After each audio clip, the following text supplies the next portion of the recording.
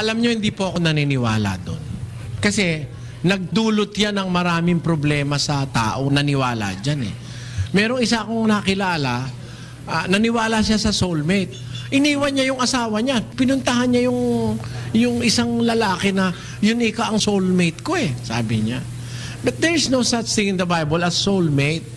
Alam nyo, kahit gaano ka po kasama, kahit gaano ka po kabuti, pwede naman tayo magsama, kapatid eh.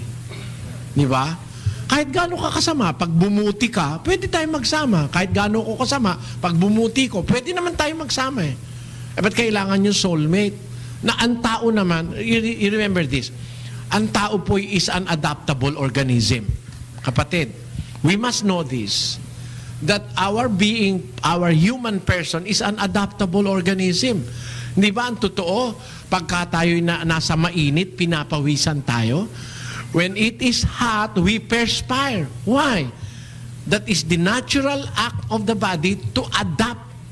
Whenever evaporation takes place, there is always a cooling effect. That is the principle in science.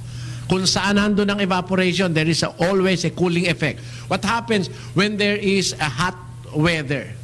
Warm, very warm weather. Our body perspire. Why does our body perspire? In order to cool it by the natural act of producing perspiration. So, when it is cold, our pores closes in order to keep the heat inside our body. When it is hot, the pores of our skin opens so as to allow perspiration to come out, to get rid of the too much hot temperature in our body. So, our body is really an adaptable organism. We can practically adapt to every kind of situation on earth. Ngayon, ba't ko po sinasabi yun? Why am I telling you this thing? Kasi, kung tayo, yung ating pagkatao nakaka-adapt sa lamig, sa init, nakaka-adapt sa alat, pag may alat, nakaka-adapt tayo. Merong ginagawa ang katawan para yung alat i-expel.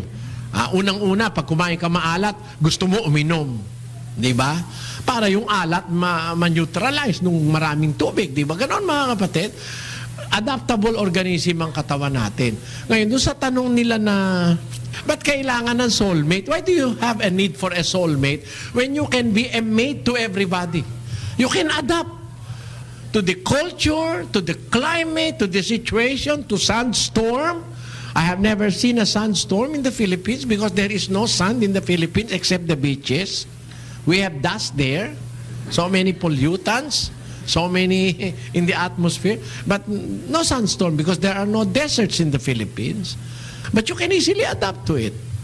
Now, if you can adapt to environment, you can adapt yourself in going or in living with another person.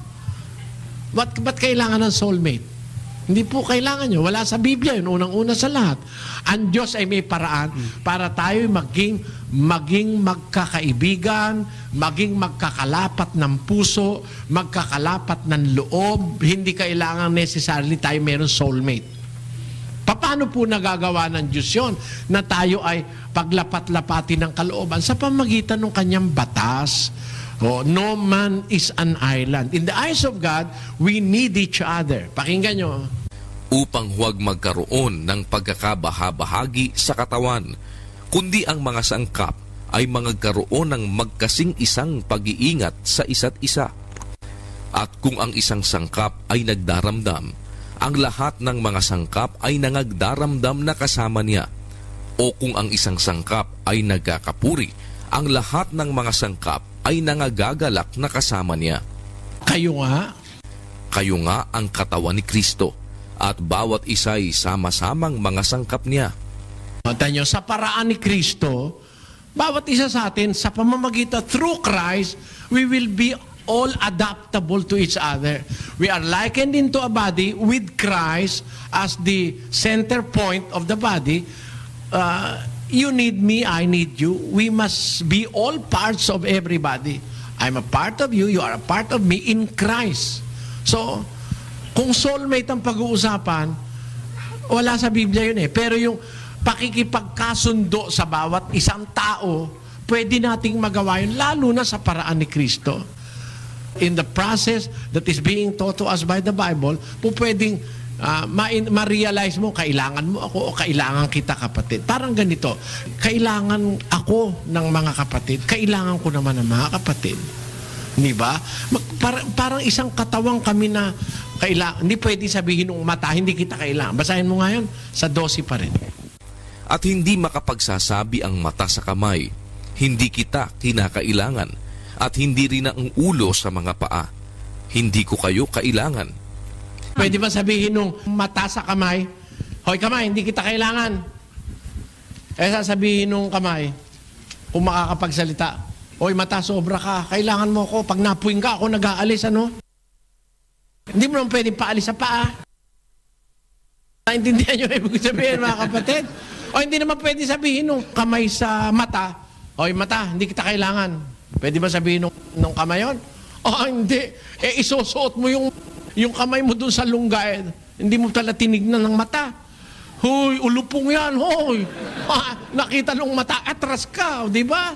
Di kailangan pala ni kamay yung mata. Hindi rin naman pwede sabihin nung katawan sa paa, hoy paa, di kita kailangan, ang baho mo. Hindi pwede sabihin nyo, kahit mabaho yung paa, pag hinabol ka lang asong ulol, tatakbo yung paa. Hindi ba ganun, mga kapatid? So, ganun din tayo mga tao. Hindi ko pwedeng sabihin, hindi ko kayo kailangan, at huwag din nyo sanang sabihin, hindi ninyo ako kailangan.